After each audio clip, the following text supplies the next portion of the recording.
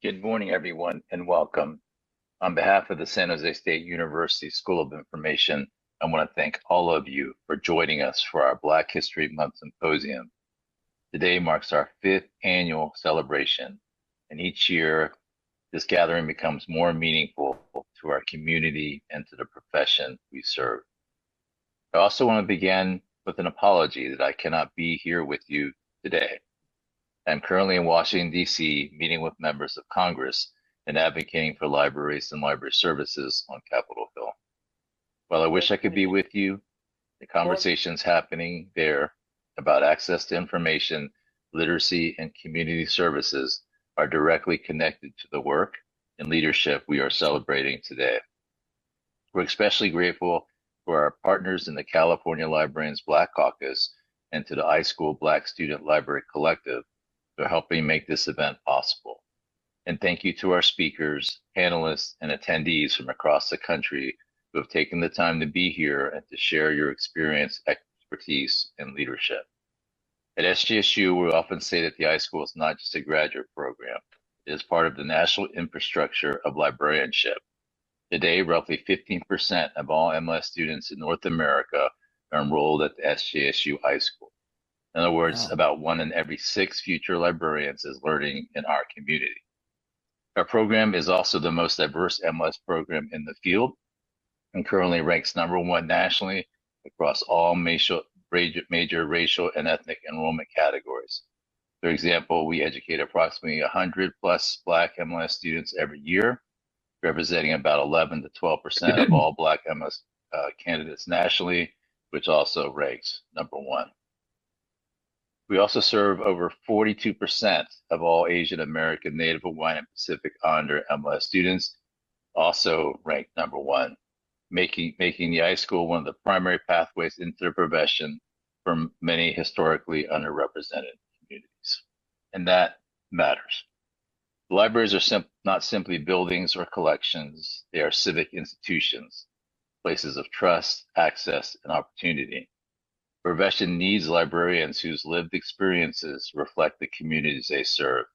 Black librarians have long played a critical role in expanding access to knowledge, advocating for equity, and ensuring that libraries remain spaces of belonging and empowerment. Today's symposium is an opportunity to recognize that leadership, to learn from it, and to celebrate it. Thank you again for being part of the 5th annual celebration.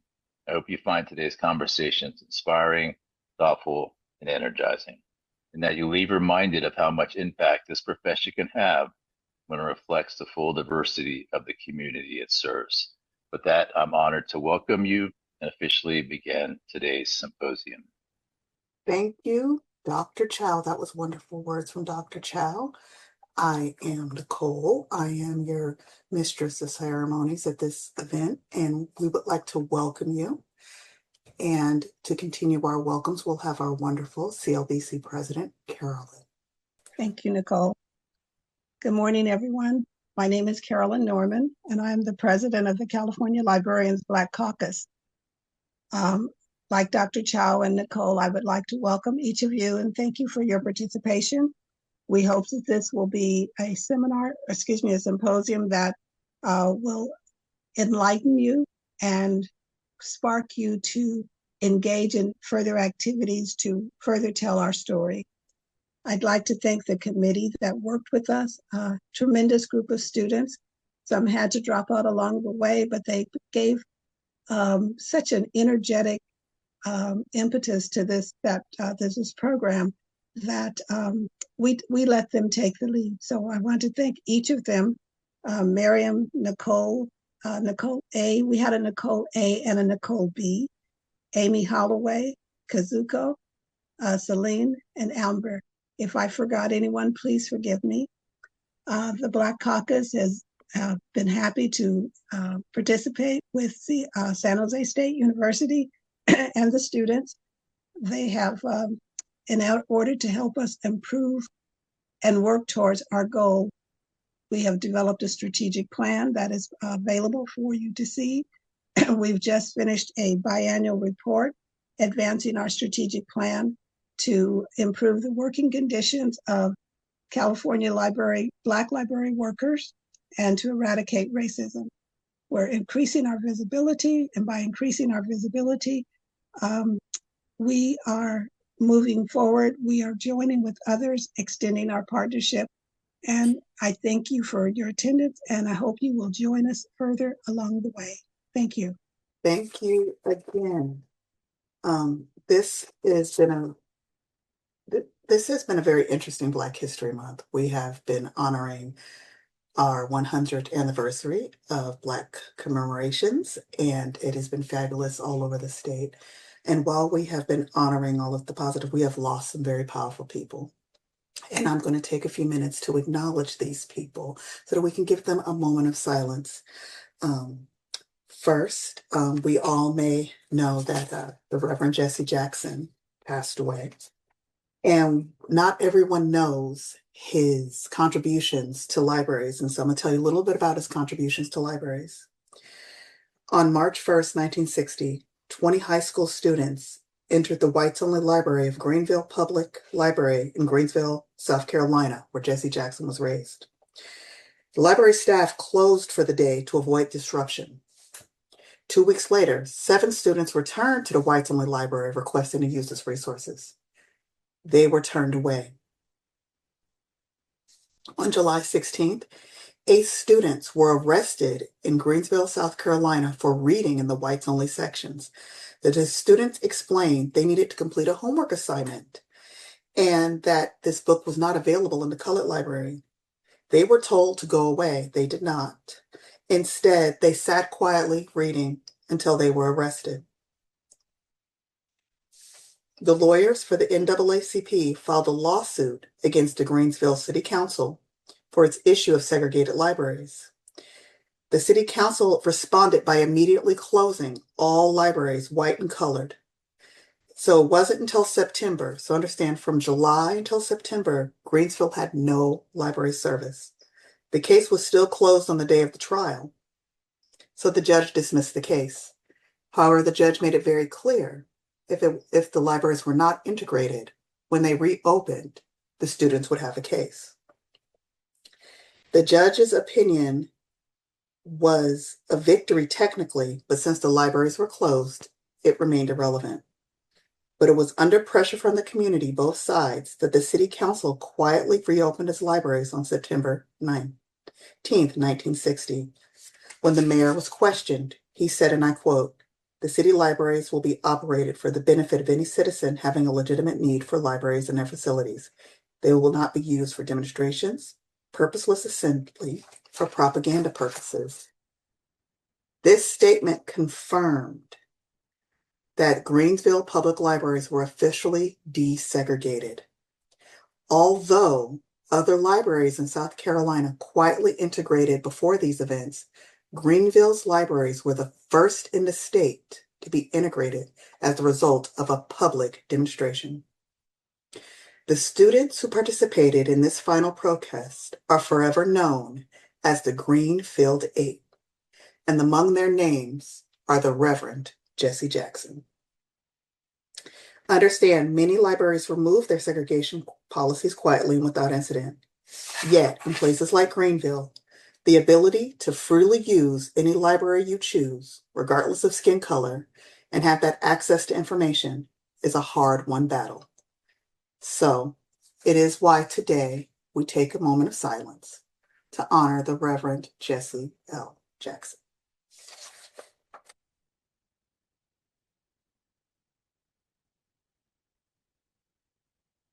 Thank you.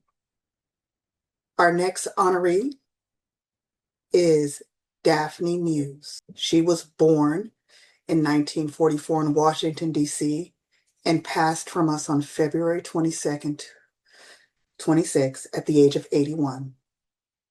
Now she's a graduate of Fisk University, and she worked as a student in Fisk University in archives and studied the Harlem Renaissance poetry and a novelist, and she was the head librarian of Fisk for over 2 decades.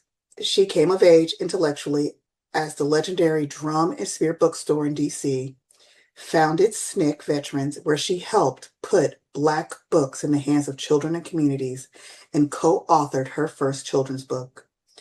She lived on to author more children's books and championed Black literacy as a writer, cultural broker, and education.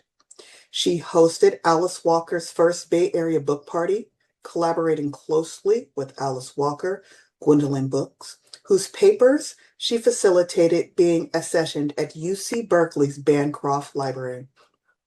Black lesbian author and poet Diane Bogus and others whose voices she helped amplify. In the Bay Area, she served as Mills College and UC Berkeley, where she held the title of Elder in Residence for Black Studies Collaboratory in the Department of African American and Diaspora Studies, a role that she captured that has always been a keeper of memory and a bridge between generations. That archive was also her home. For 4 decades, her Bay Area homes in Oakland and later Brentwood, which she called the Oasis in the Diaspora, serves as a grassroots archive, sanctuary, and a salon for figures from Rosa Parks to a young Tupac Shakur. And perhaps most profoundly, she was a letter writer, having cultivated correspondence of over 5,000 letters since 1958 with heads of civil rights, Pan-African, and Black Power movements, as well as literary figures and librarian, including Anne Ellen Solsky Fisk. Muse understood that to write letters was memory work, and to assist that Black life be documented, preserved, and passed on. We are richer for every word she saved.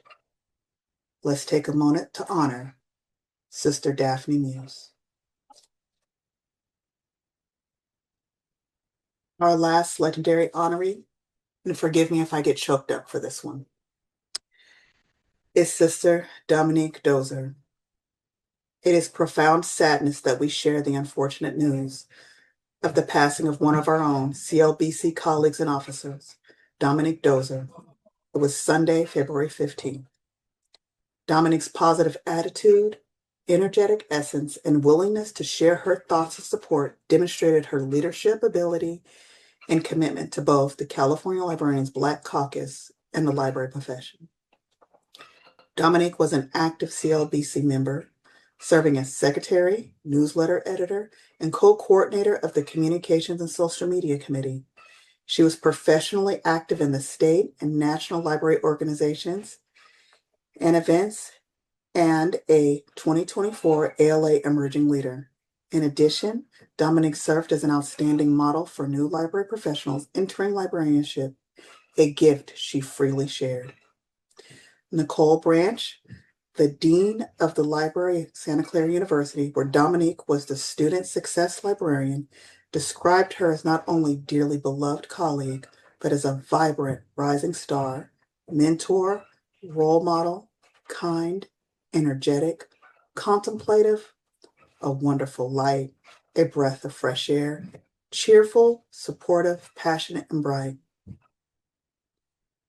Dominique equally cherished the many relationships she had on campus and in the profession, in particular, all of her work with all of you at CLBC. We will not be the same without Dominique.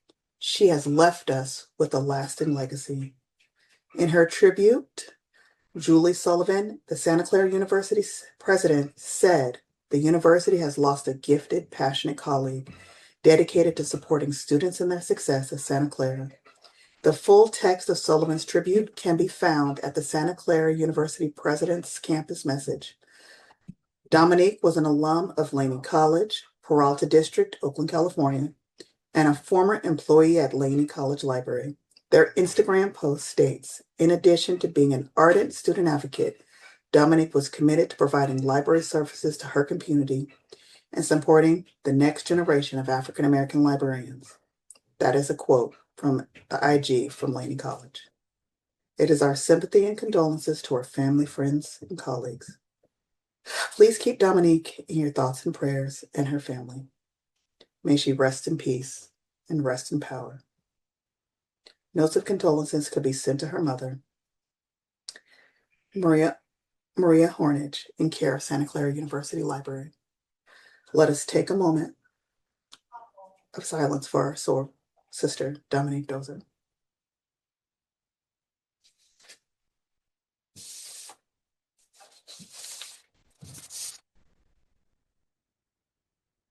Thank you. And now it is my pleasure to introduce our keynote speaker, Shawna Sherman. Let me give you a little bit of a bio about Miss Sherman. She is a librarian with almost 20 years experience in public libraries, working in teen services. Let's talk about on bookmobiles, my dream job. And for the last decade for the San Francisco Public Library's African American Center. She was named a 2020 Mover and Shaker by the Library Journal and in the Changemaker category, and was a 2009 California Library Association Eureka Fellow. Whoop, whoop. In 2007, she earned the Stella Bunch Hills Awards in Youth Services from San Jose State University. And in her free time, she is an aspiring poet and writer. Everyone, get those clickers together, hit those reacts, and give a warm, wonderful welcome to Miss Shawna Sherman. It's your day, Shawna. Thank you. All right, great. Well, thank you so much for having me here. I am so grateful to the California California Librarians Black Caucus and the SJSU iSchool Black Student Library Collective for inviting me here. I had to look at my notes for that because I didn't want to get it wrong. So thank you for having me. Like Nicole said, my name is Shawna Sherman, and I am zooming in from San Francisco, which is on the unceded homeland of the Ramaytush Ohlone. I am so grateful to be here with you all today as part of the conversation about Black librarianship and the work of Effie Lee Morris on this 100th year of Black history celebrations and more than a century of Black library workers in the profession. We at San Francisco Public Library will be celebrating 30 years at the new main library building this April, which also marks 30 years of affinity centers at the main library, of which I am currently the program manager at the African American Center. As we continue into this space, I wanted to just recognize that the work I do is learned from accomplishments like Black women, like Effie Lee Morris and her counterparts and her contemporaries, and who fought for us in a place in the library world. And I want to give props to the Oakland Public Library for their 28 Days of Black Librarians blog post and bring the name Linda Brooks Burton into this space, who hired me at SFPL and brought me cupcakes on one of my first days there. All right, so I'm going to move on to my presentation. Sorry, my notes weren't showing up there.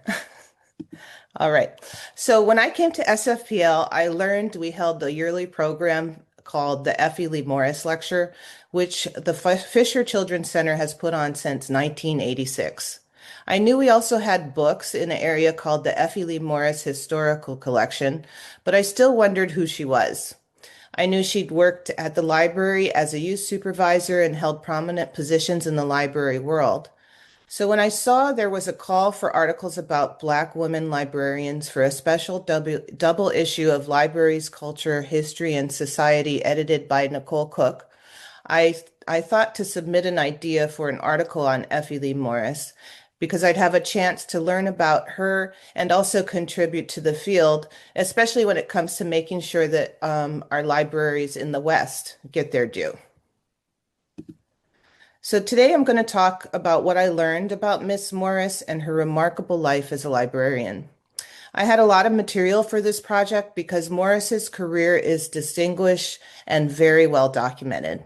The article I wrote, titled Effie Lee Morris, Advocate for Children, Advocate for Self-Care, is written from a critical race theory lens, showing how her work pushed against a white institution in advocacy for children, and specifically Black children, children of color, and children who are blind. It delves into what ultimately happened to her at her last public library position in San Francisco, which I didn't expect to find in my research. And today I'm happy to share some images I found of her early career, touch briefly on her service in New York, and then focus on her work in San Francisco. I'll also go a little into my experience as a Black librarian and have suggestions for the future.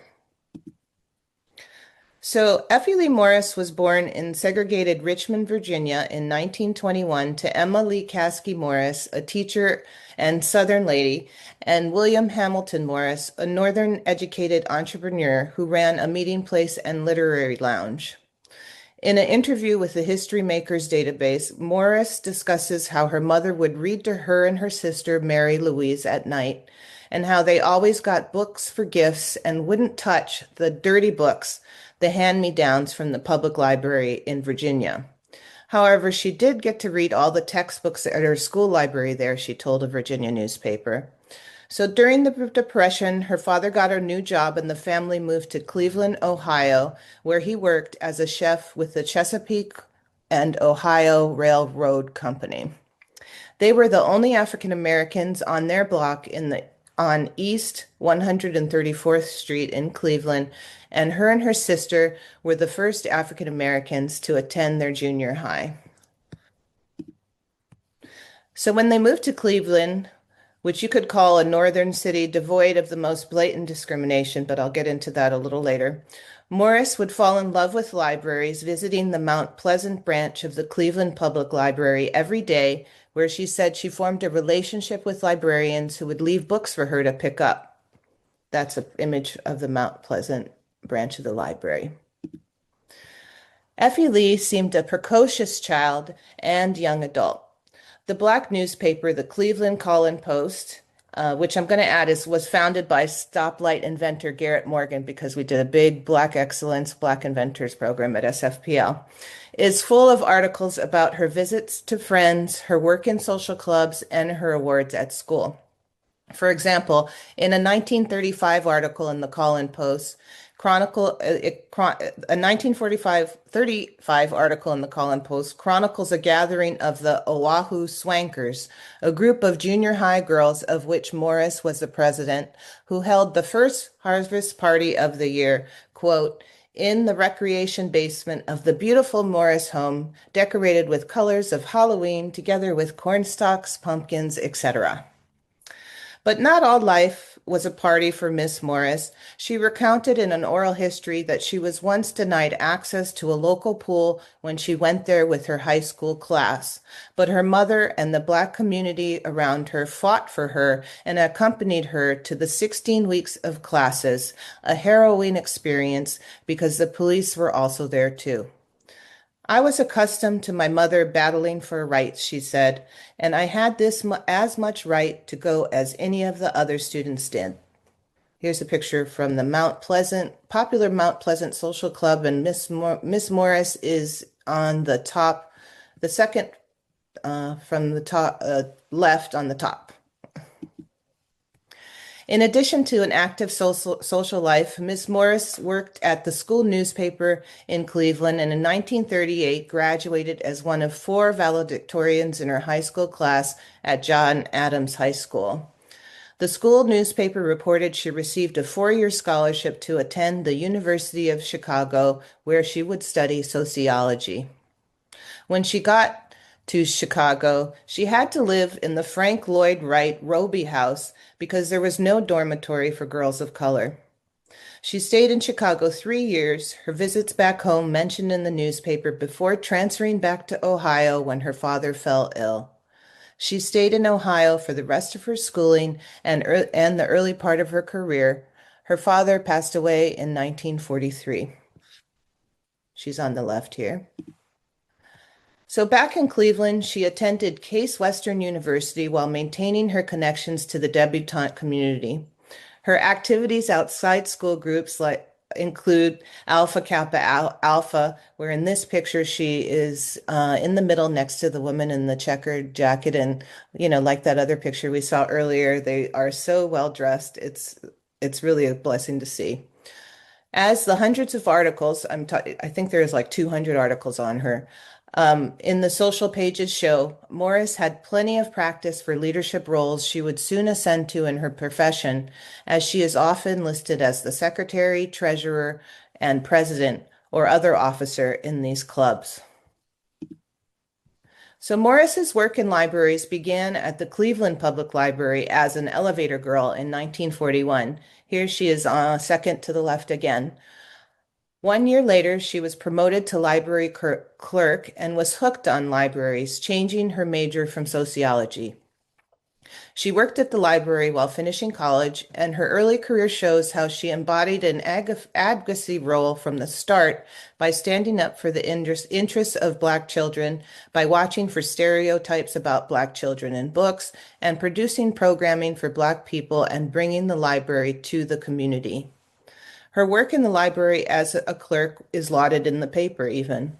Her MLS dissertation, a mid-century survey of the presentation of the American Negro in literature for children, published in the United States between 1900 and 1950, now that's a title, pointed toward a future career that would be dedicated to bringing quality reading to all children and BIPOC children in specific. When Morris started studying librarianship in Cleveland, she was at the center of a new kind of children's work heralded by leaders in the field that Morris most likely knew from school, Harriet G. Long and Effie Louise Power.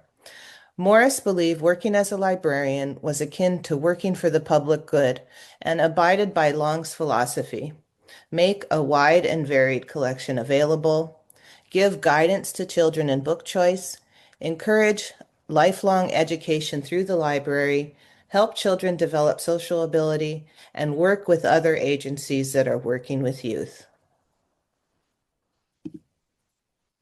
After graduating with her BA and Master's in Library Science, Morris worked as a librarian for the Cleveland Public Library. Here are images of two of the branches she worked at in Cleveland. In a 1948 annual report for one of her first branch positions as a children's librarian at the Woodland branch, it shows she was still looking out for Black children. Morris described a collection of 10,000 items in the library, quote, all approved books about Negro children. The Call and Post documented her activities as a librarian in the community. At a Cleveland boarding house for Black women, she gave a talk on the book, The Myth of the Negro Past. At the Minerva Club, she reviewed books for Negro children. She also connected with many schools. My mother knew all the principals, she told an interviewer. This article describes how she taught a course called Reading for Understanding at the Dyke Elementary School. The children learned from this course that regardless of their racial or religious background, all of them have problems and that they must face these barriers courageously, she told the paper. In addition to all her work in community, Morris did the regular work of a children's librarian. Here she is giving a preschool story hour at the East 79th Street branch in 1953. Cleveland was an interesting place when she was working at this time. There were huge immigrant populations and new Black populations migrating there as well. I think this picture is interesting compared to what we just saw, because here she's doing a story time for all what look like white children, which wouldn't have happened in Georgia, let me tell you. So while Morris worked to build her library career at the branches, she also began attending conferences and serving on committees for both the Ohio Library Association and the American Library Association, starting in the early 1950s. When she joined the Newberry-Caldecott Committee in 1951, the Call and Post reported she was the first Black person to be named in that group. And indeed, it was through networks forged at these library conferences that Morris would form the base of her theory for advocacy for children of color, which she credits coming from Charlemagne Rollins and Augusta Baker. Rollins and Baker, both early Black librarians from Chicago and New York respectively, were our foremothers in calling out books that harmed Black children by perpetuating stereotypes and calling for positive portrayals of Black children in children's literature. Rollins's groundbreaking work, 1941's We Build Together, and subsequent editions, which Morris contributed to, lay out criteria for book selection that discouraged, among other things, the use of Negro dialect, illustrations that could be embarrassing to Black children, and roles for Black characters that are demeaning. Baker, who was a storyteller and librarian, promoted positive portrayals of Black children in her manuscript called Books About Negro Life for Children. With so few librarians working in the industry back then, estimates range up to 2%, it was important for Morris to have a support group of fellow Black librarians. They would help each other find positions, help each other get promoted, and document the history of Black librarianship.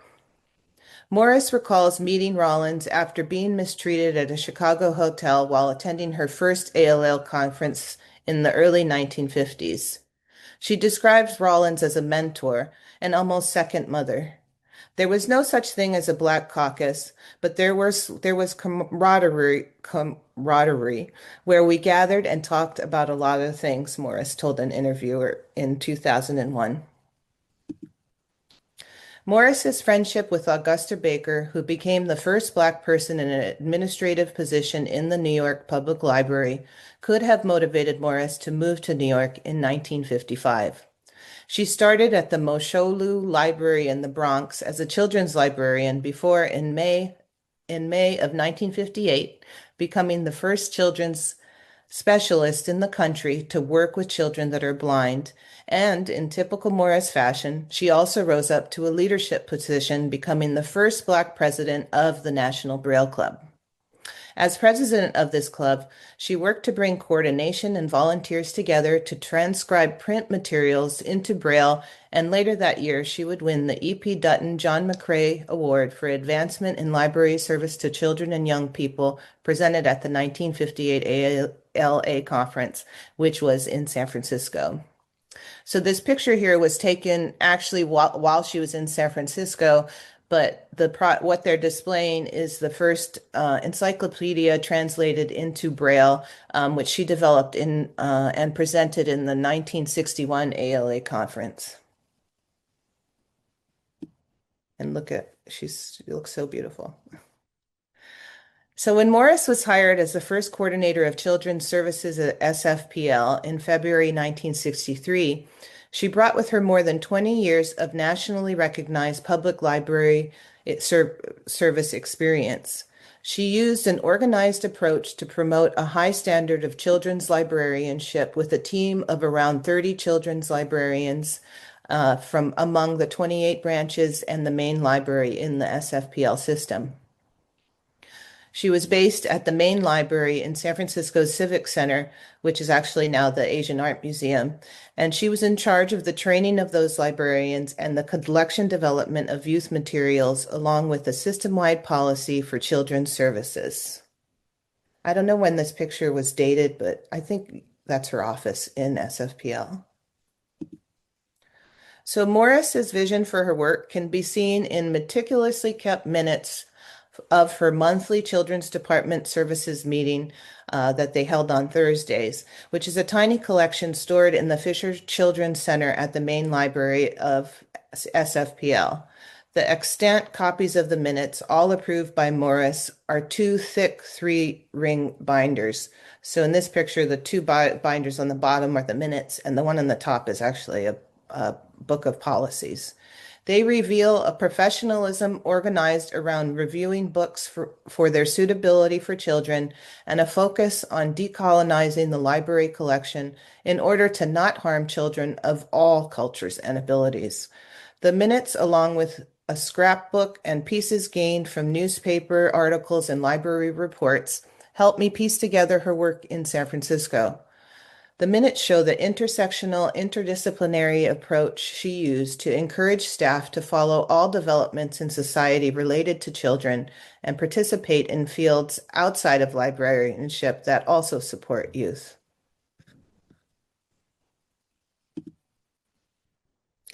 So staff who worked with her at SFPL described Miss Morris as a mission-driven, all-business, formidable, unforgettable, never a hair out of place, and dressed impeccably. In fact, you can see this in the picture of her at work in San Francisco from the slide here.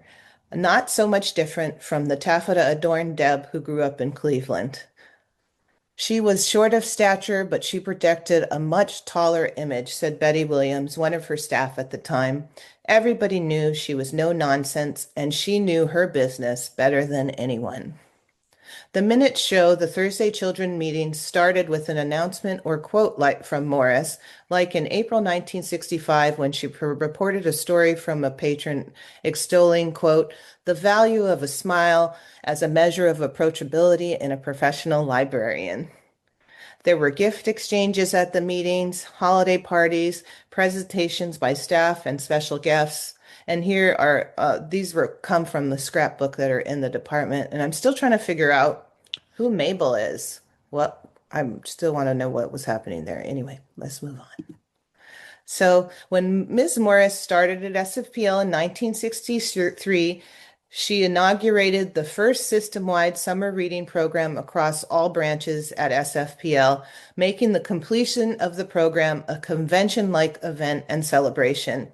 So in the scrapbook, I found a copy of Ms. Morris's certificate for completing the program, which I just love seeing that, and two images from a later program showing the marquee from the Civic Center auditorium, and inside where it looks like a political convention where they have a little sign for the branch that they represent. Also in the scrapbook pages, clippings on how they got the word out about the program through a show on Channel 5 KPIX called Wake Up and Read. Here's an example of a letter from a KPIX program manager extolling saying something good about the program. On behalf of KPIX, I would like you to know about the excellent cooperation of your children's coordinator and her very capable staff have given to the telecasting of this series. Our rating services indicate that approximately 15,000 parents and children were watching. Although the rating only serves as a guide, it shows that with organization and imagination, public service programs like these can arouse interest and enthusiasm.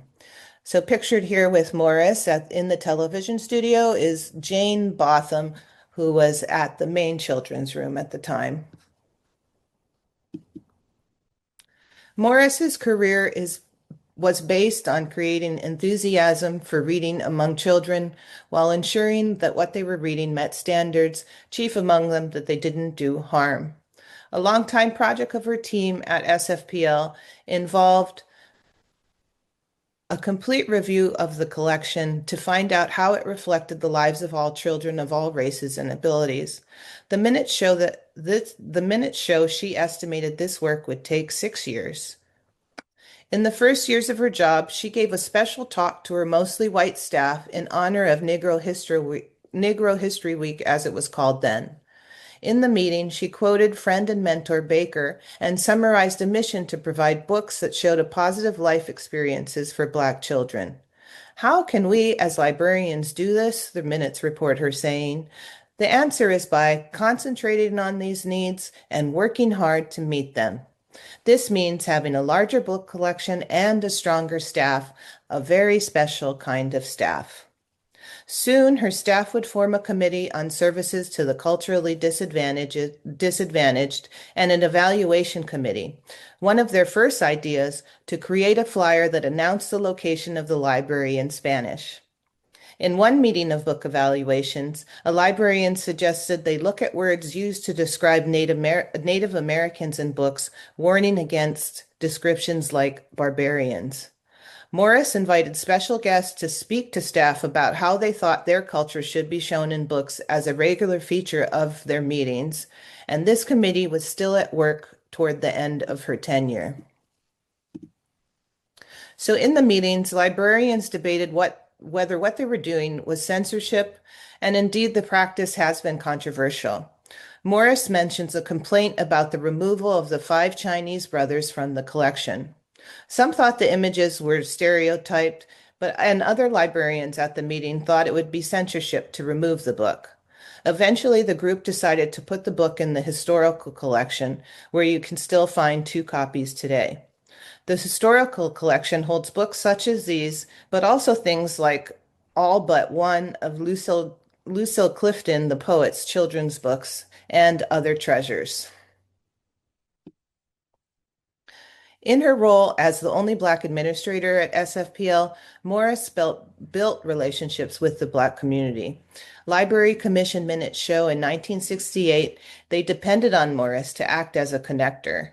To the objective of building an outstanding Negro collection, a close liaison has been established with the Negro History Society. Miss Effie Lee Morris has indicated a willingness to serve as a resource person, the minutes read. A year later, she organized SFPL's first Black History program for children, inviting well-known Black authors and a Black illustrator to speak at a panel. A bibliography she created for the event called Blowing in the Wind, Books on Black History and Life in America, published in the School Library Journal in March 1969, was often cited as a finding aid for recommended books for Black youths in the 70s and 80s. I found this image in the scrapbook, but haven't been able to identify, but I just love it. All the children's smiling faces in there. However, by 1970, Morris's frustration with the system and working environment at SFPL began to show. Here she's pictured at the ALA Council midwinter meeting when she was the initial speaker for the group which formed the Black Caucus of the American Library Association. Quote, Black librarians are especially concerned about the effects of institutional racism, poverty, the continued lack of educational, employment, promotional opportunities upon Blacks and others minorities, she read. Although these socioeconomic ills have been condemned, the library profession has been slow in responding to these problems. Later that year, she's quoted in the San Francisco Chronicle in an article about children's services. In my own system, they don't think I know what I'm doing. Like Blacks and women, children are always the last considered. She was speaking out about the library's reluctance to buy audiovisual materials for children, which she said would be useful for children who are blind. As the 70s progress, Ms. Morris's frustration in SFPL grew, and apparently frustrations of Black library employees at SF did as well, as they penned an open letter from Black staff charging discrimination in the system. In a 1974 book about library life across the country, Arthur Plotnick spoke with Ms. Morris, who was unabashed about her disapproval of the system. She told Plotnick that she missed the library spirit of New York and Cleveland. Quote, read between the lines of all the public relations propaganda. This is a very personalized system. Everyone asks, what's in it for me? The bigotry is the heart of civil service, the heart of the city. You see the third world, the swingers on the streets, but they don't run things. By the mid-70s, Morris feared for her safety as there were reports of her office was vandalized, with the names of Black workers crossed out on payroll sheets. This is the same year she applied for a job as city librarian. In a strange shift in procedure, the commission made the interviews public. Some minority candidates dropped out. She persisted, but didn't get the job. A local Black newspaper, the Sun Reporter, wrote that the NAACP sent a telegram to Jimmy Carter using Morris as an example of how San Francisco wasn't fulfilling requirements under federal affirmative action guidelines. The story read, she has received almost every national honor as a librarian, but Effie Lee Morris was never seriously considered when the city was searching for a new library director. Shortly thereafter, Morris took a 10-month leave from the library. Then she stunned everyone at a December meeting of her staff when she announced her resignation. Minutes from the January 1978 meeting include her final letter to her team of children's librarians, which I quote here. You accepted my leadership and we progressed intellectually and programmatically despite lack of understanding and support internally and the misrepresentation of our roles and goals externally and in the community.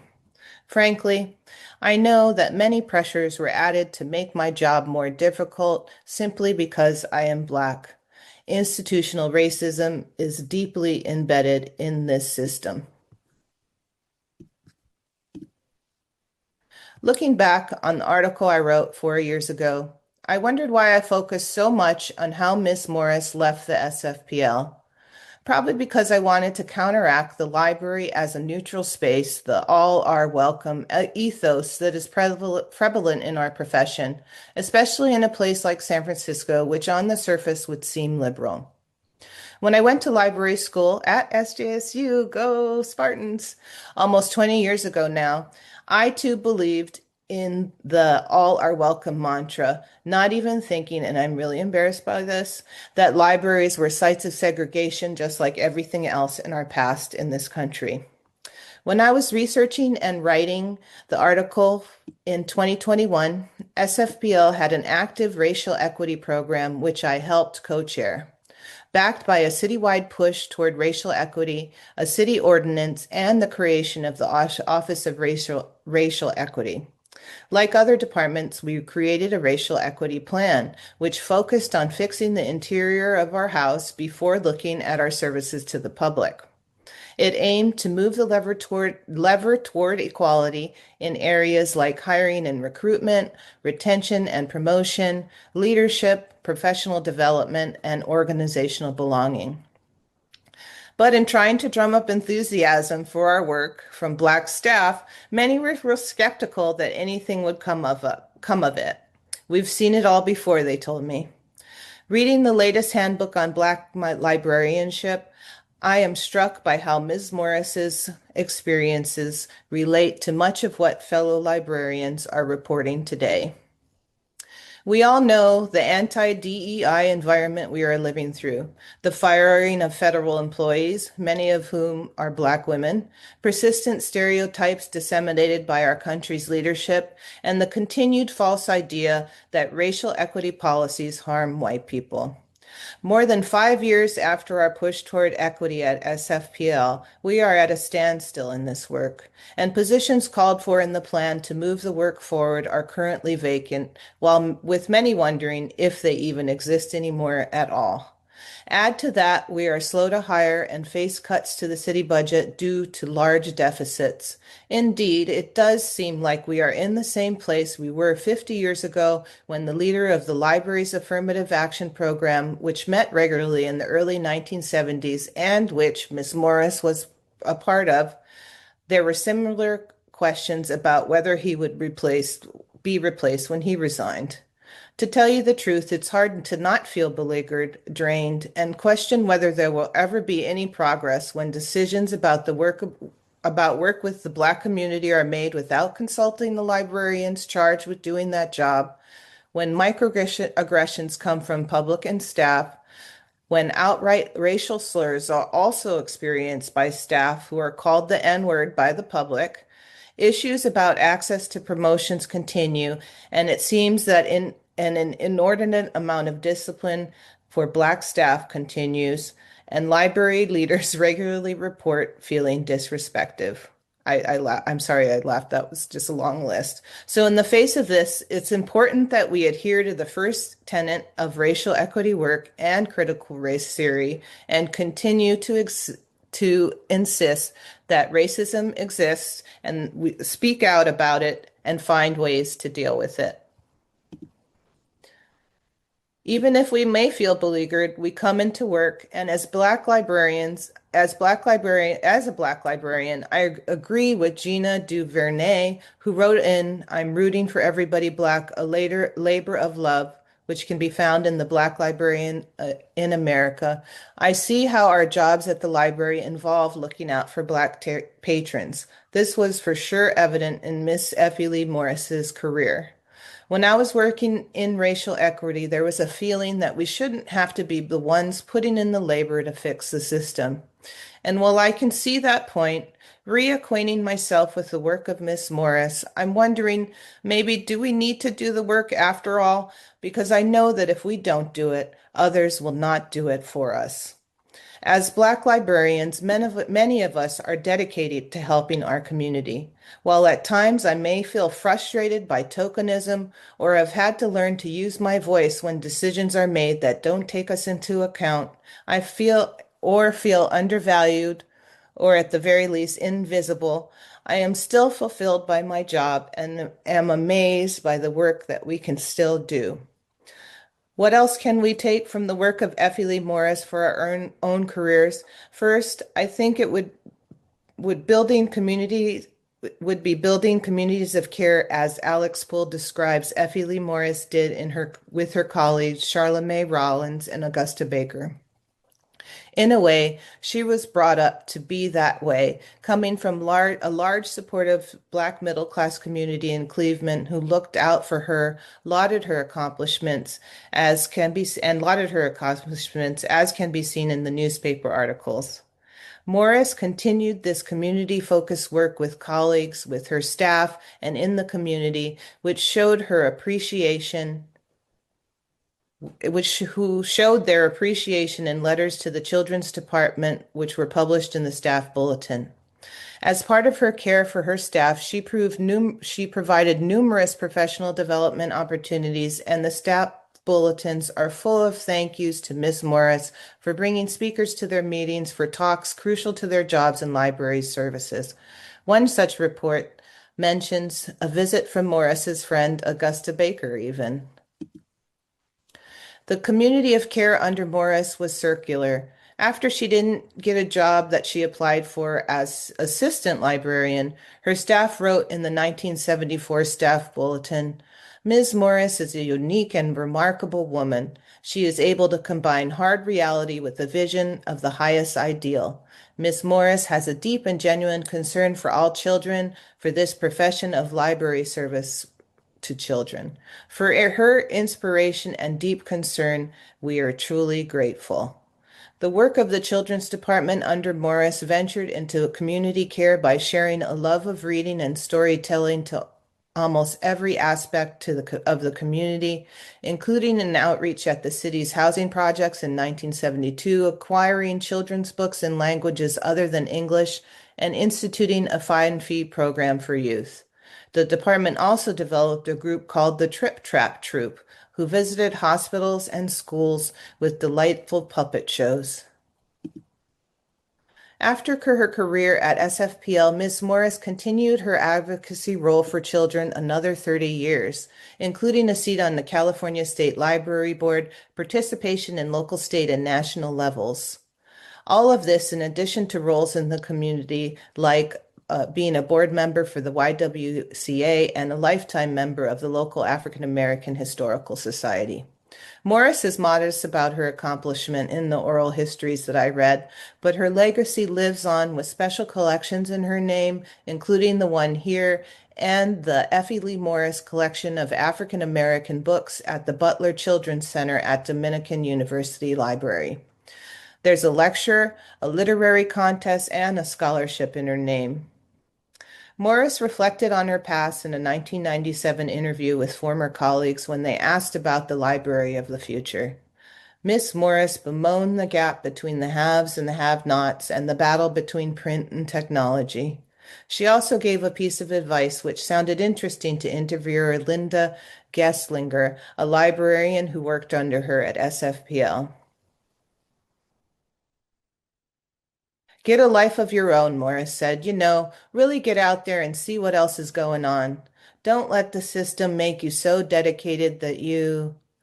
Gesslinger interrupts Miss Morris at this point in the interview and says, "Have no life? I think you changed your philosophy in this area."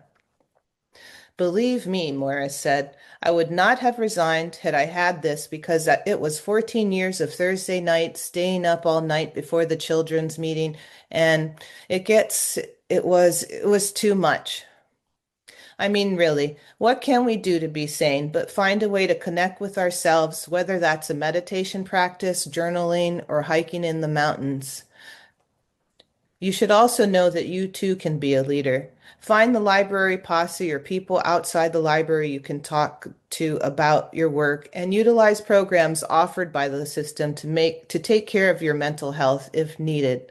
One thing our racial equity work at SFPL did do was establish affinity groups that are still going, which meet regularly and are appreciated by staff who attend. Indeed, while Morris was going through angst at SFPL in the early 1970s, in 1971, she still became the first Black president of the Public Library Association, and a little later, her team created one of their most impactful programs called Dial a Story. 626-6516, a number anyone could call 24 hours a day and hear a story read to them. This program was replicated in libraries nationwide and lasted until the first quarter of this century. The program was so popular, Ms. Morris appeared on the game show What's My Line in 1973, and it was even a question on the game show Hollywood Squares. This is an image from YouTube where you can find some recordings from 1994. I couldn't get the sound working, so I can't play it for you, but you can find this on YouTube. I bring up Kwanzaa here because when we talk of Miss Effie Lee Morris, we can look at Kwanzaa principles as a guide to our work as we work in community, especially Kujichagulia. I don't know if I said that right, which is self-determination, to define ourselves, name ourselves, create for ourselves, and speak for ourselves. An upbringing surrounded by a supportive community and many opportunities for leadership roles primed Morris for a career of advocacy. And then there's Ujima, collective work and responsibility, to build and maintain our community together and make our community problems our problems and solve them together. Morris did this both inside and outside the library with friendships made at conferences. Our jobs can be stressful, and we may have to work harder and still find roadblocks put in front of us, but it is important to know you are not alone. You can join networks like the California Librarians Black Caucus or the national organization and get involved in other organizations or form a work proxy that keeps you sane. That's what Morris did. In the What's Your Line game, people guessed that Morris was there to give a fashion review. She was so well dressed. One of her favorite adornments, owls. When she passed away in 2009, over 500 owl figurines were gifted to Butler Children's Center from the Effie Lee Morris estate. This is an image from their website of some of the owls. In African Americans in the Far West, Pioneers and Trailblazers by Benny Tate Wilkin, Morris talks of the 3 Owls of Reading by Carol Moore that she heard at the New York Public Library, the author, the illustrator, and the critic. Quote, I added one more owl, the reader, always wearing the 4th owl above my heart. In a 1973 article in the Sun Reporter, according to Ms. Morris, Black children need to know everything that everyone else knows, plus they need to know more about Black heritage. The critical shortage of skilled Black librarians only serves to exacerbate the problem. Today, the numbers in Black library workers have stagnated in the last 20 years, the percentage of Black librarians not in parity with our numbers in the population. Mentoring programs, outreach programs to find and keep Black librarians in the field, and alternative means to the library career beyond the MLS could help. I too started my career in youth librarianship, working with teens at the Hayward and San Francisco, and have seen how my presence as a patient-caring adult can help teens pursue their goals. I remember talking with a Hayward University student from San Francisco once who told me about the wonderful librarian in the Bayview who helped her apply and get into that college.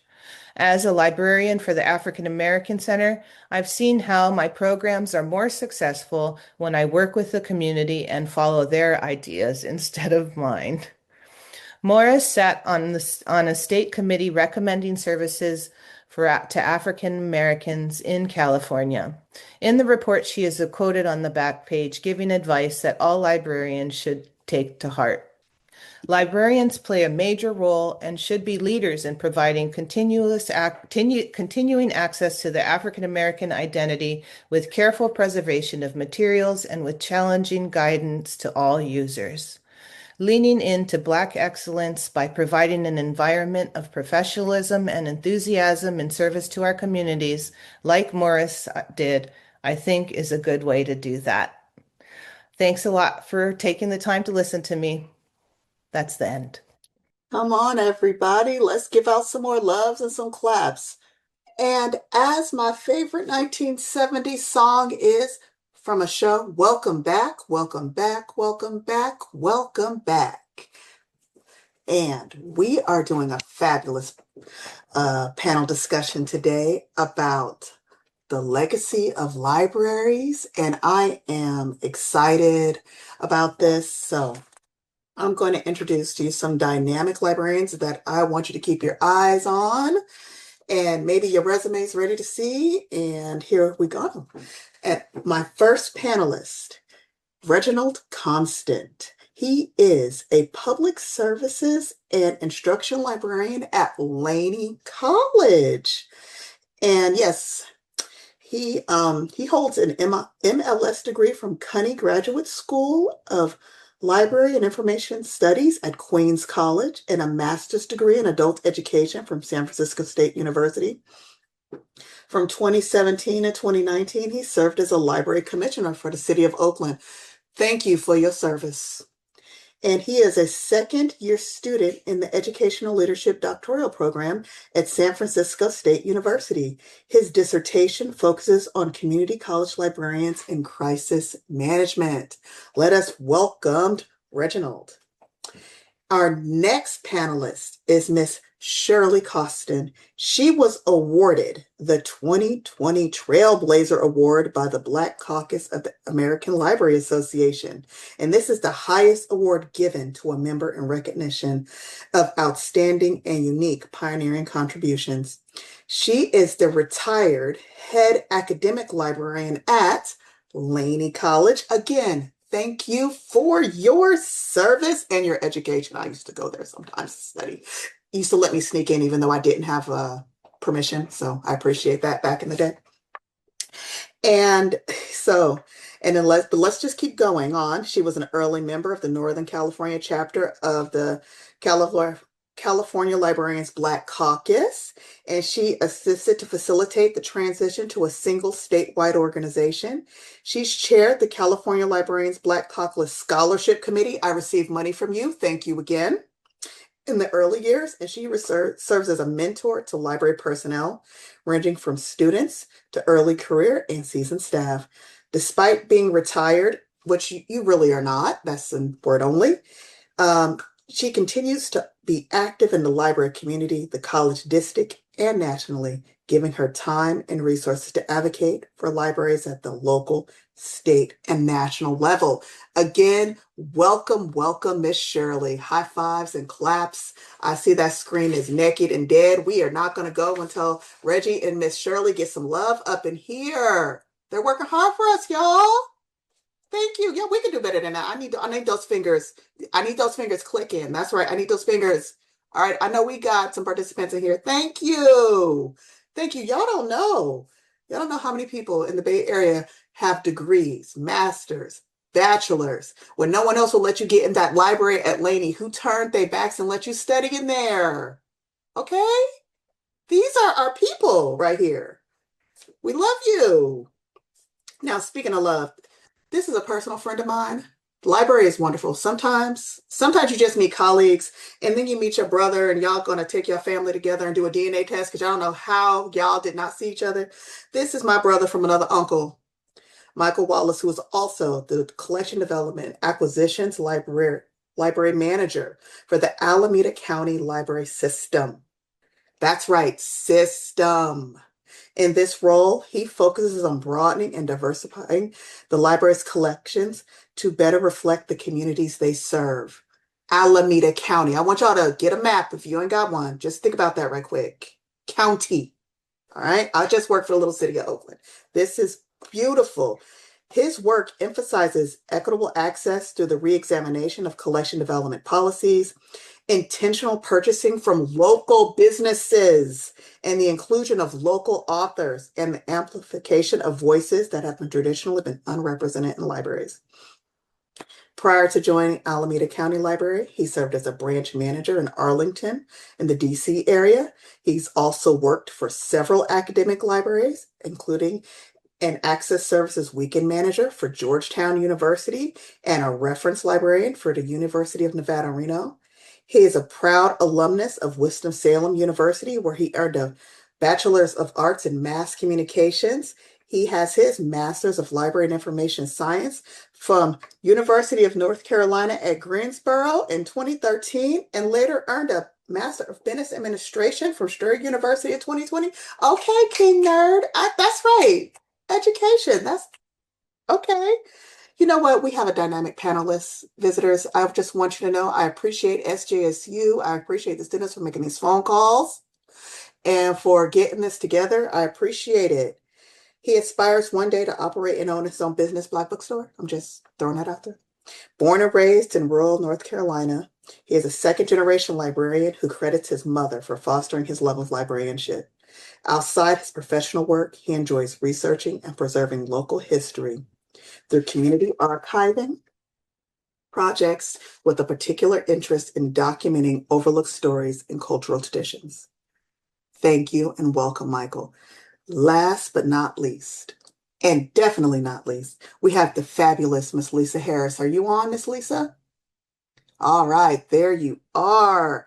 The Social Justice Services Library Manager in Alameda County Library.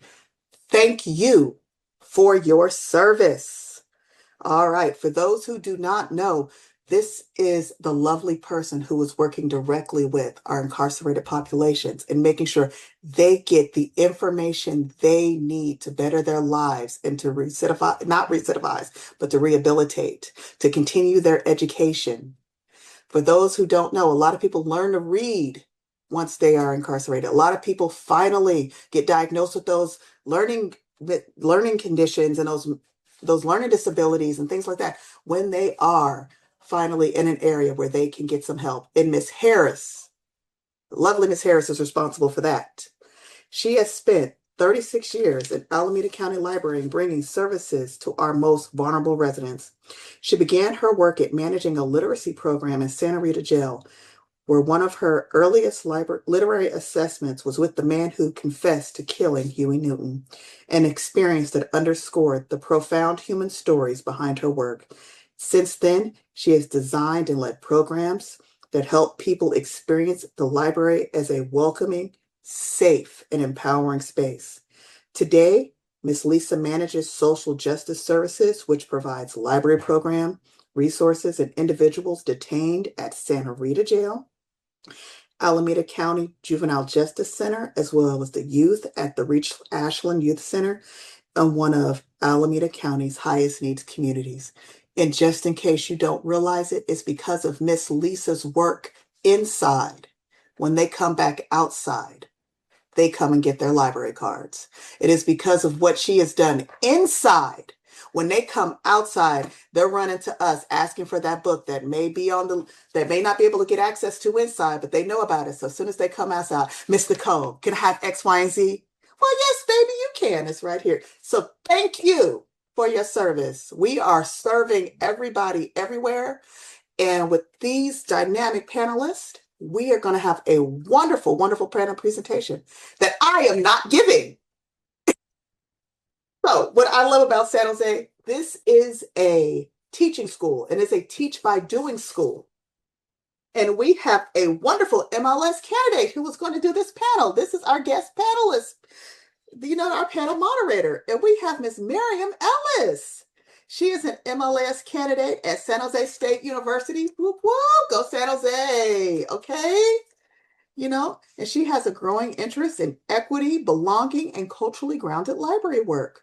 Before beginning her degree, she spent several years working in the educational space, including supporting a Black student learning community. This work has shaped how Miriam thinks about access, education, and creating environments where people feel seen.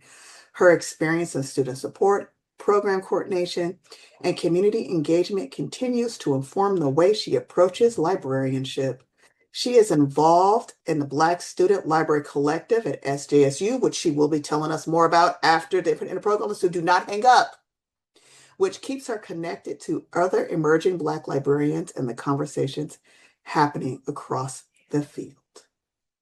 Now, it is my joy, my pleasure, and my honor to pass the baton of moderating to Miss Miriam. Everybody give her some love. I want to see those clicks. Come on now.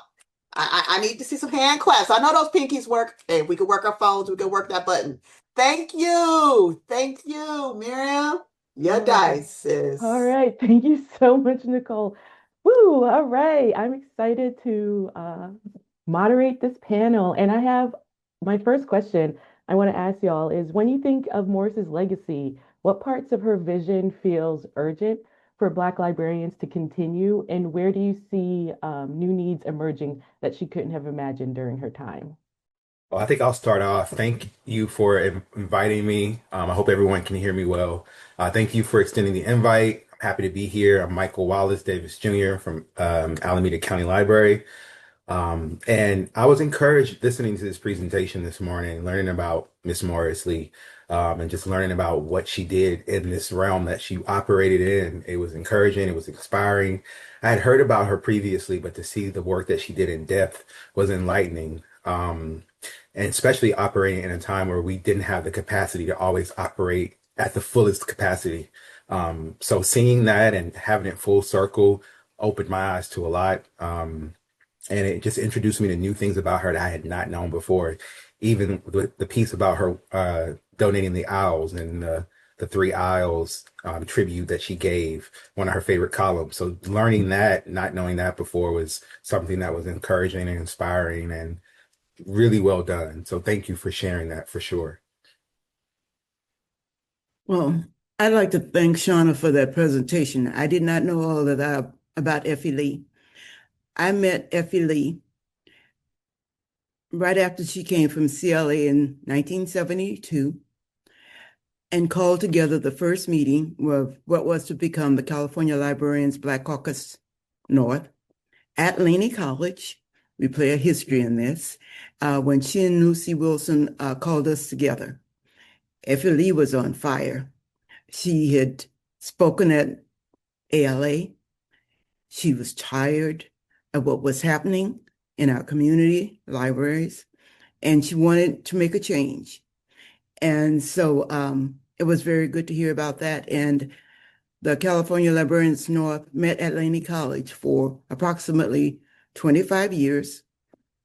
And I'm glad that our administration saw the need for such a meeting and even sponsored a reception at one of ALA's conventions in San Francisco. And Effie Lee was fantastic.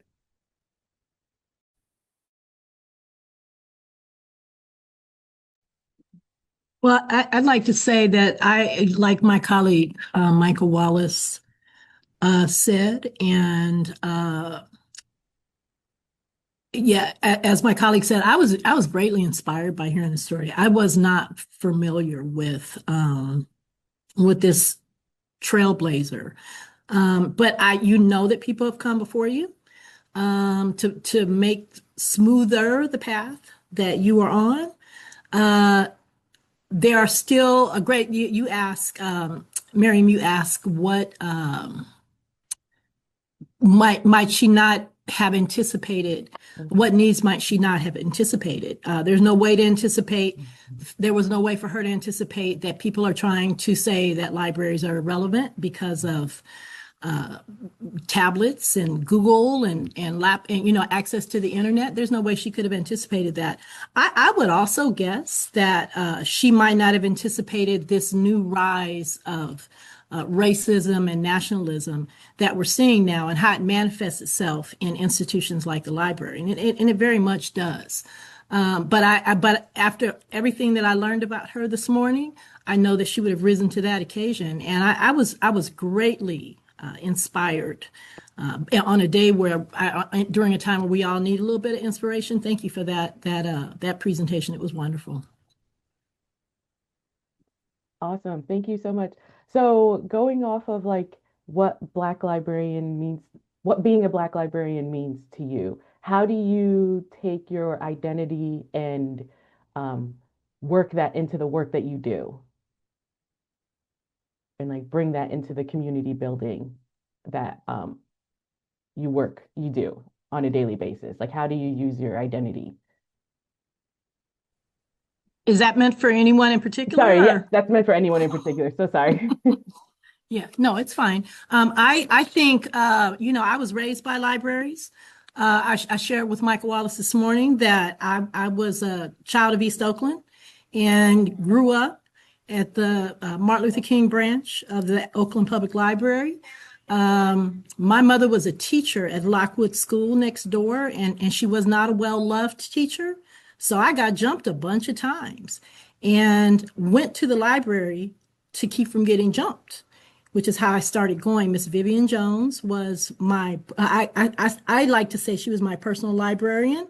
And she was a Black woman, and something that you just did not see in that time, Black librarians. And, there's no way because she could have known the effect that she had on my life. And they say that you should be the adult that you didn't have as a child. I like to be the adult that I did have as a child in the face of in the person of Miss Vivian Jones.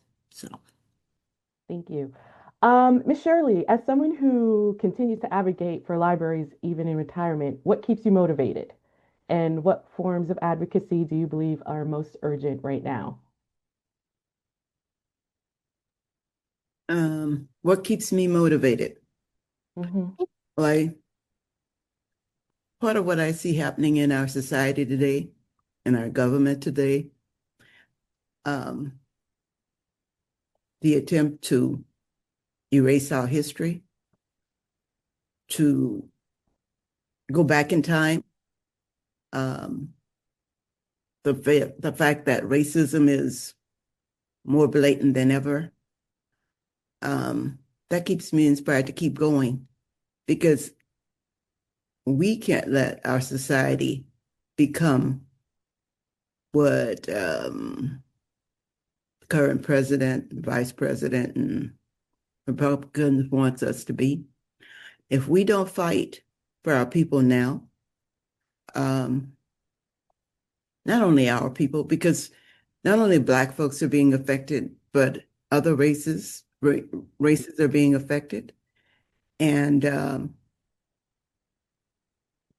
because, how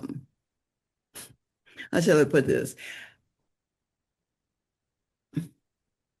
Because white males want to be in charge.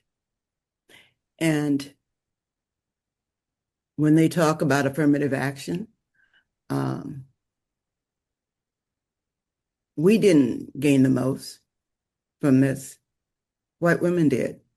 They want white women back at home, just the way they want us to go back to our place. And so what keeps me going is the fact that we have to keep fighting for this. I have grandkids. I want them to thrive in this country, not be belittled. And so I am hopeful for not only our race, and I'm hopeful that folks will really stand up and see that this is our country. The white males stole it from the Indians. They weren't here first. And so we need to keep inspired and keep motivated and fight for change. Thank you. Michael-Wallace, given that you focus and your work centers on diversifying collections and with where we are right now, as Ms. Shirley was just mentioning, how do you combat where we are in the world right now with making sure that there are resources and books available for people? That's a good question. I think it's a personal interest of mine to preserve Black stories. And it's about safeguarding the memory against erasure. Um, Being able to preserve these stories that document our everyday lives is important for not only our community, but for all communities. So I am personally passionate about trying to make sure that we archive types of literature, whether it's church programs or protest flyers, photos, the materials that tell the full story of who people are, not only through literature, but things that are in artifacts within their community. It also means, though, that we have to build trust with our communities, um, and making sure that we preserve things in an ethical way.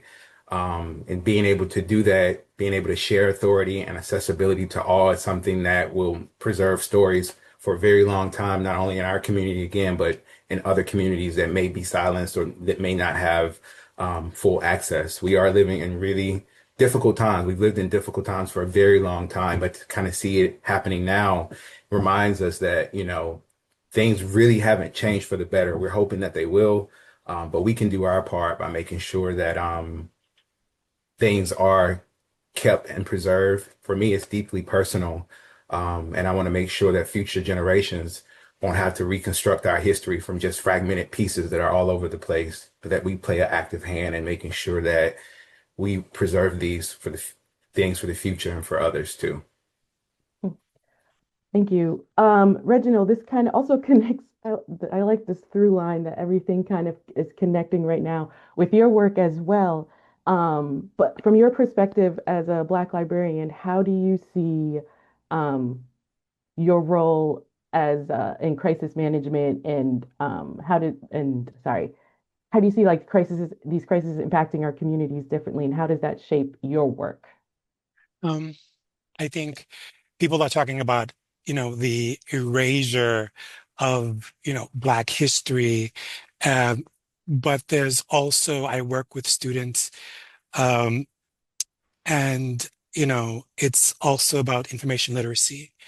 And we're dealing with uh, an information system that's greatly being monopolized by those white men. Uh, and, we, in addition to being underrepresented, I feel like we're overrepresented in negative lights and aspects.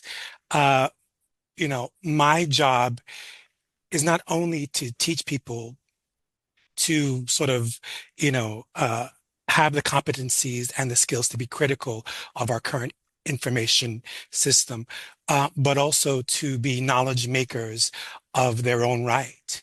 Um, I think there is a tradition of us being as subjects and not being as authors of of our experiences.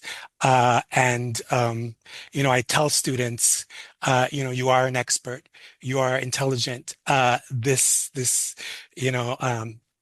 space is for you. I'm here for you. I don't, I don't, so yeah, I think in my role is just to prepare students, uh, for, uh, what they're countering with.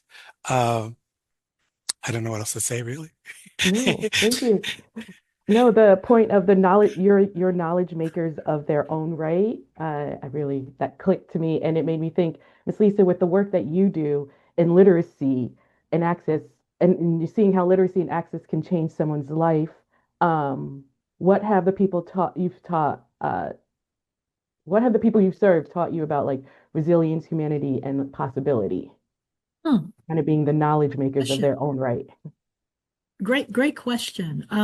First, I want to sort of piggyback on something that Reginald said about this push towards, what we're seeing is this lack of information literacy. I also see, and I think that Miss Effie could not have anticipated the rise of anti-intellectualism that we see, and it's being pushed by white men to not know our history, to not know much of anything. And I don't think that I don't think we've taken full measure of how it affects young people.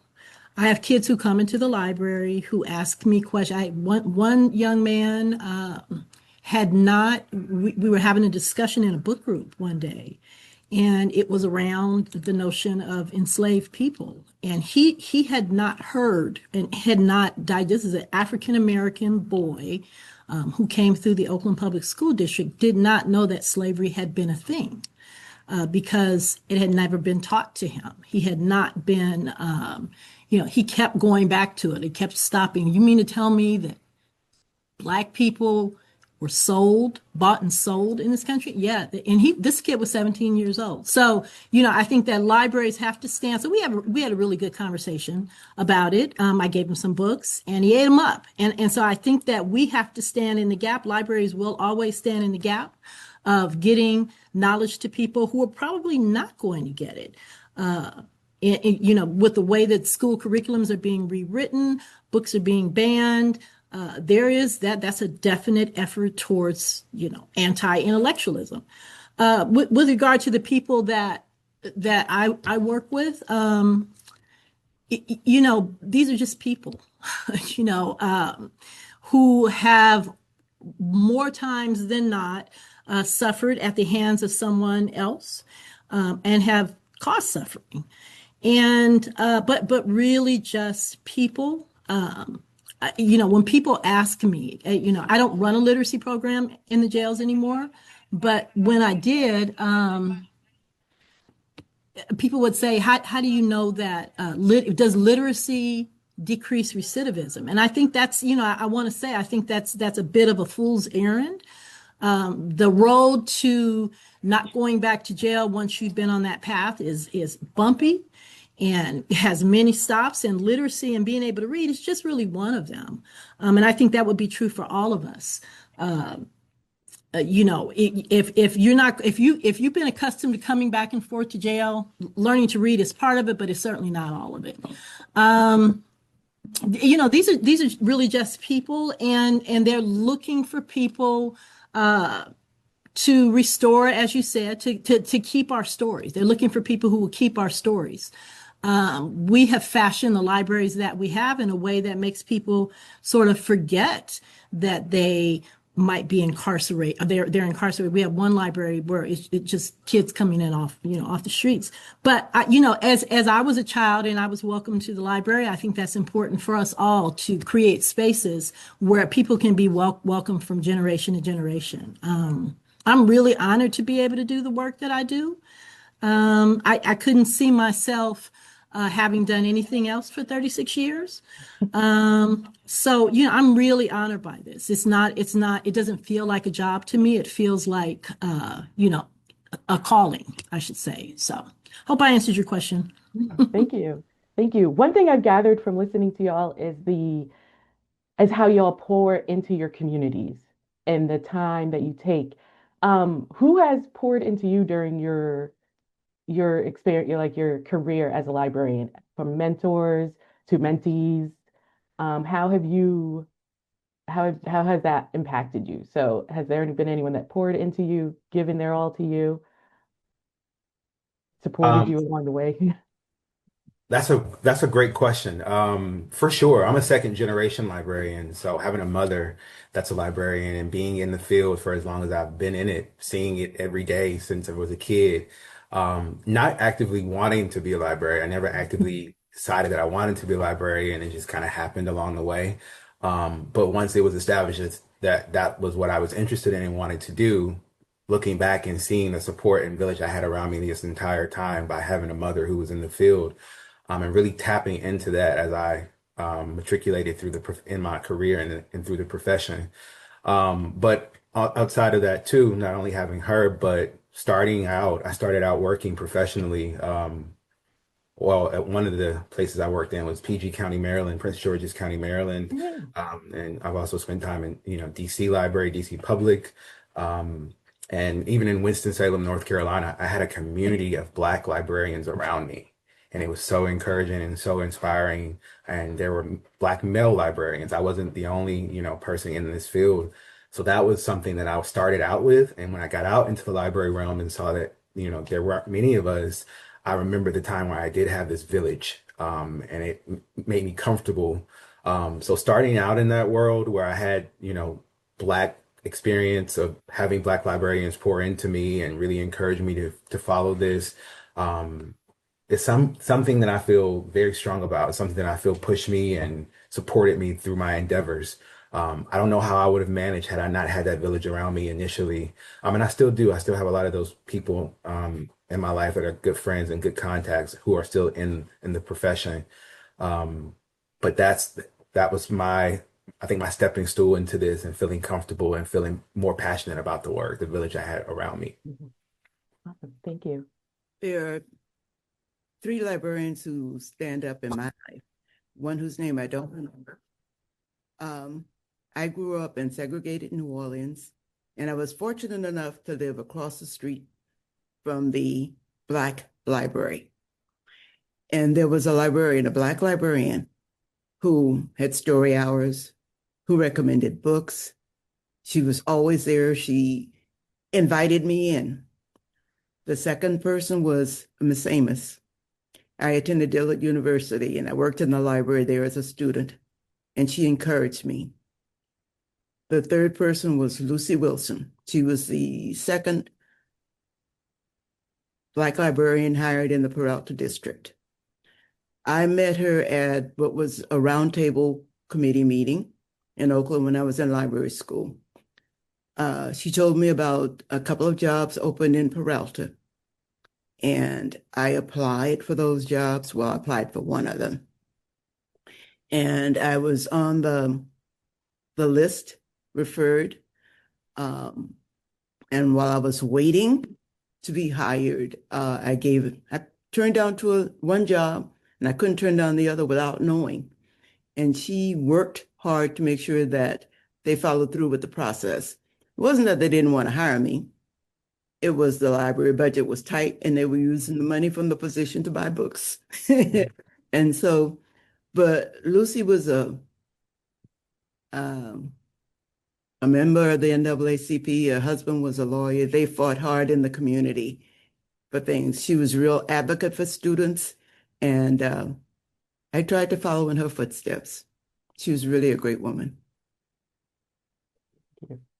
I will make a plug for Shirley Coaston. She is, I work here at Peralta. She is one of my mentors.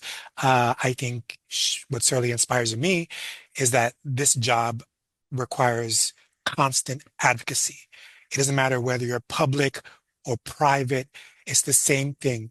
There's always a constant challenge for funding, for prestige, for acknowledgement, right? And it doesn't stop at your students or the community that you serve, your patrons. It's going around speaking to other agencies, speaking to other departments, and showing the value of your organization. So that's just something that I learned from her. Sorry, Shirley. Love it. Thank you. Miss Shawna, I just want to thank you again. I also did not know much about Effie Lee Morris, so thank you so much. But one thing I got from that presentation is even with all of the roadblocks in her way, she still found joy in her work. What joy do you have in your work, and what kind of joy reminds you of why you're continuing working as a librarian? I'll thank you for that question. I'll point to I don't know if you remember from one of the slides I had some images of the Freedom to Read Day from the Freedom School at Third Baptist Church from 2024. So that came about through a partnership with the African American group in the schools, and so they called us up and said they wanted to do a rally in front of the library, and the students had all done those posters, and they marched from City Hall to the Fulton Street steps of SFPL, and just hearing them, fight for their, right to read, because, that was like when the book banning was really in the news back in 2024. And, just seeing their enthusiasm and their joy for books, and that kind of thing is fulfilling to me. And like Lisa said, I really am fulfilled in, every part of my job, and grateful that I get to be doing it. And I want to just shout out Amy Howell, who was in my position before me. I forget if she was the first or the second, or like one of the early African American center librarians here at SFBL. So thank you for all your support. Yeah, so Thank you. This is for everyone. When you think of legacy and what you want to leave for the next generation of Black librarians, what what is that? What do you see for the future? And this is for anyone, Reginald, Miss Lisa, Michael-Wallace, anyone who wants to. I that's a really interesting kind of multi-layered question, and so thank you for asking it. I want to see libraries continue into perpetuity. We cannot have enough libraries. We just can't. And so, but really, I really want, in terms of legacy, I want to leave the message that if there's one place you're welcome on this earth, it's in a public library. I do see a push away from that. I did some work with our unhoused population in Fremont a few years ago, and there was a big push to not allow unhoused people to even stay all day in a library. That's unfortunate. I do realize that all of the risk that come with people, because many people have had many people have psychiatric issues, but I think everyone has to belong in a library, and if they don't, we're doing something wrong. So that's my answer. I can be long-winded, so I'm going to just say that, but that's my answer. Thank you. I like that answer. I also feel like too, I'm hoping that the buildings that libraries will exist beyond in the future. That is my hope and prayer, that we will continue to have these amazing spaces, these amazing physical spaces, these amazing e-spaces, all the spaces that we can exist in. But for the people that are, stewardship of the spaces, continuing to have people in these spaces, leading the pack, and realizing, for me at least, commitment isn't always about the recognition or a certain title, but it's more so just about showing up every day, doing the best job you can for the people that you want to serve and that you say you want to help. And as long as we have people that are dedicated to that mindset and that peace of mind, it'll continue to cultivate us to want to continue this journey on. So I'm hoping that, we still will get to hone librarians and get to really push them towards being public servants and being for the people, because that's the most important piece of it. Awesome. Thank you so much. So being for the people, Reginald, you have worked as the library commissioner in Oakland. What did that role teach you about advocating for Black communities within systems that don't always center us? Um,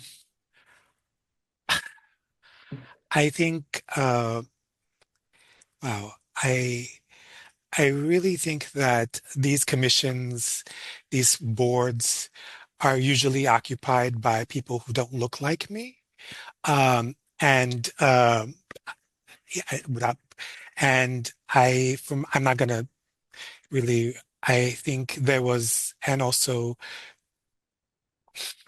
there's not that many people who are familiar with the various service areas of the community to bring awareness. So I think at my time there, I, canvassed in communities that other people weren't canvassing. There is a belief, I think, from certain library goers that certain members of the communities, because they're not tax-paying citizens or because they don't live in particular neighborhoods, are not entitled to the services.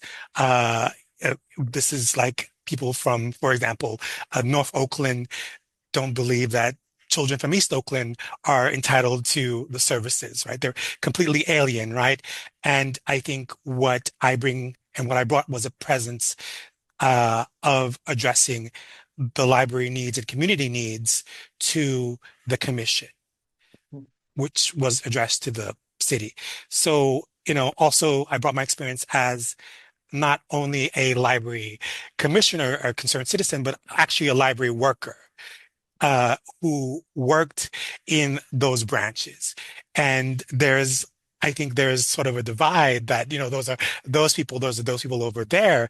And it's just, you have to bring that to attention. Like, no, this is the future and the base of your library. Without these people, becoming to and serving to, you don't have a legitimacy as an agency without acknowledging the importance of essentially these taxpayers. I guess that's what I miss as my role. I'm not much of a speaker. No, that's great. You brought up another question that I had for everyone. When you are one of a few or the only Black person at your library or the institution, that comes with a lot of weight and responsibilities. But what responsibilities do you feel Black librarians in those situations or in the situations from your past experiences often carry that others may not see? I think going back to what I said, you have to check people.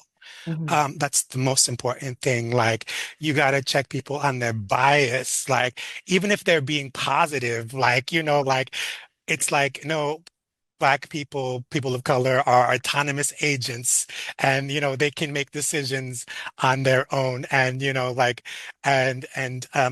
think there's kind of like and we mean well, and our colleagues mean well, but there are biases that people bring to the profession. And it's not like it's sort of something, a role that you want to, but you're sort of forced into at the same time, right? And just like I said to you before, like, sometimes you got to speak to customers and say, like, no, though, these students, these kids, they're entitled to use the space, or saying to your coworkers, like, I'm pretty sure, like, we can have, some kind of, you can talk to policies and procedures. And I think, these neighborhoods are we're capable of understanding, so you just have to, I think that's kind of part of it, is just like, no, let me tell you what it's really like. I don't know. Michael wants to say something. I think he said chick. Okay. No, does anyone else have? Because if not, my last question, or one of my last questions, will be, with all of that, how do you sustain yourself? Like, what do you do for yourself that you have learned keeps you grounded and keeps you sane when the world around you and everything that you're dealing with, from politics and pressure from the outside, and maybe the communities you're in, are trying everything to keep you not sane? I hope that makes sense. This is open for anyone.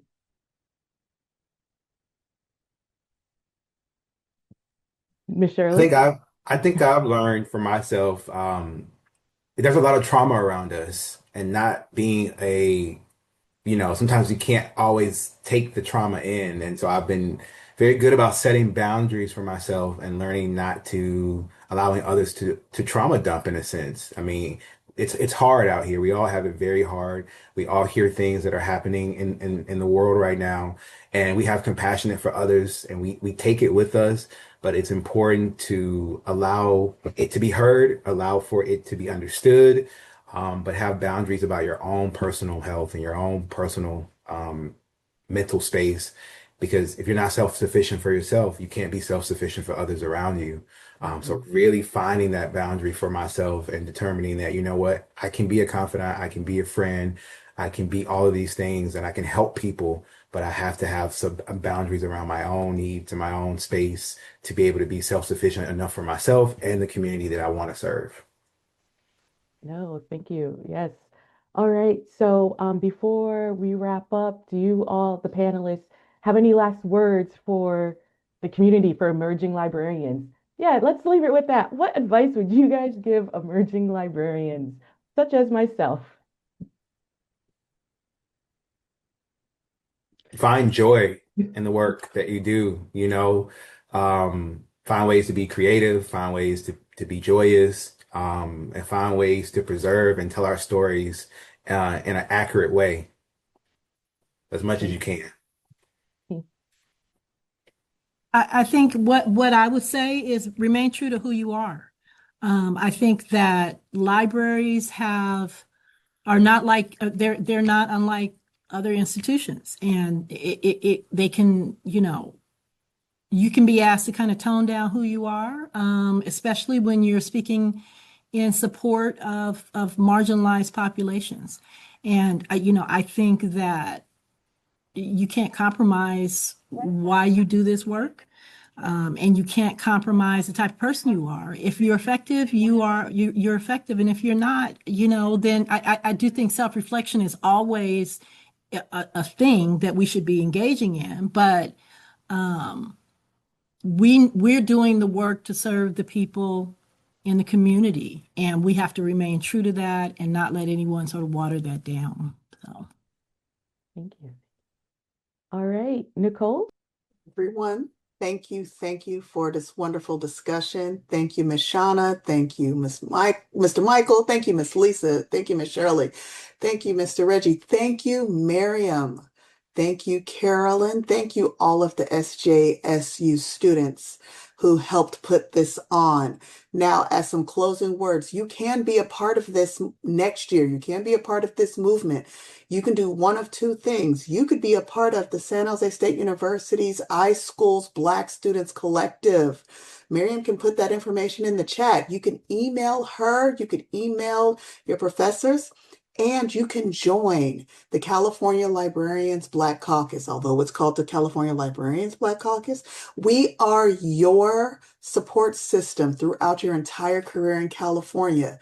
What I want you to do is go to clbc.org and apply. It's very cheap. We don't take a lot of your money, and we're not the Black church. We're not going to call you every 20 minutes with 15 different offerings, just one time a year. We have scholarships, and you can participate in work like this. Not only is it beneficial to the profession, it's life-giving. Didn't you get life today, everybody? This is life-giving. You can give back, you can glean some, it's supportive, and we can all love and support one another. Now, I want you to go back out in these information streets. I want you to give out good information, positivity, love of literature, love of information, and love for one another. And we will see y'all in June for our Juneteenth symposium, y'all. All right. Love you all. I promise you. Mwah. Thank you, everybody. And we outcha.